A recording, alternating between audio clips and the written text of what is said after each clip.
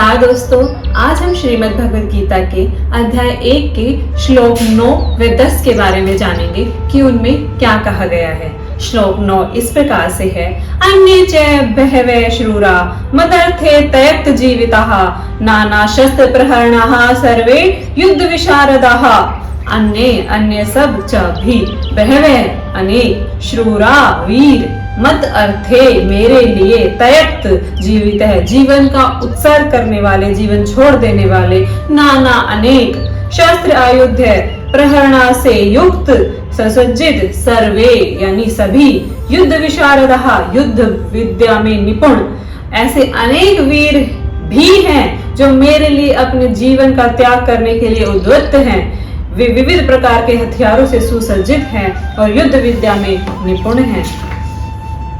इसका तात्पर्य यह है कि जहां तक अन्यों का यथा जयद्रथ, कृतवर्मा तथा शल्य का संबंध है, वे सब दुर्योधन के लिए अपने प्राणों की आहुति देने के लिए तैयार रहते थे। दूसरे शब्दों में यह पूर्व निश्चित है कि वे अब पापी दुर्योधन के दल में सम्मिलित होने के कारण कुरुक्षेत्र के युद्ध में मारे जाएंगे। निसंदेह अपने मित्रों की संयुक्त शक्ति के कारण दुर्योधन अपने विजय के प्रति आश्वस्त था।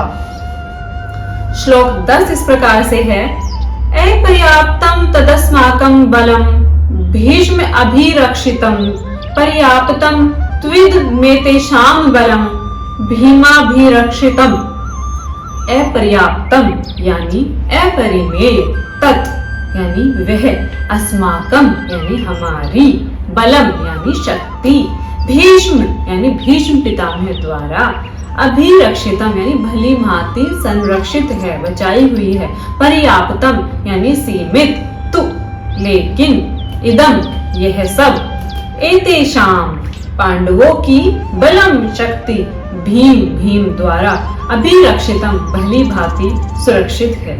हमारी शक्ति अपरिमेय है और हम सब पितामह भीष्म द्वारा भली भांति संरक्षित है, जबकि पांडवों की शक्ति भीम द्वारा भली भांति संरक्षित होकर भी सीमित है, छोटी है, कम है। इसका तात्पर्य यह है कि यहाँ पर दुर्योधन ने तुलनात्मक शक्ति का अनुमान प्रस्तुत किया है। वह सोचता है कि अत्यंत अनुभवी सेना नायक भीष्म पितामह के द्वारा विशेष रूप से संरक्षित होने के कारण उसकी सशस्त्र सेनाओं की शक्ति अपरिमेय है।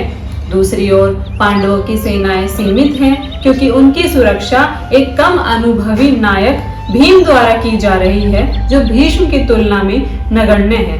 दुर्योधन सदैव भीम से ईर्ष्या करता था क्योंकि वह जानता था कि यदि उसकी मृत्यु कभी हुई भी तो वह भीम के द्वारा ही होगी, किंतु साथ ही उसे दृढ़ विश्वास था कि भीष्म की उपस्थिति में उसकी विजय निश्चित है, क्योंकि भीष्म कहीं अधिक उत्कृष्ट सेनापति है, वह युद्ध में विजयी होगा, यह उसका दृढ़ निश्चय था। हरे कृष्णा दोस्तों, अपना ध्यान रखिए। धन्यवाद।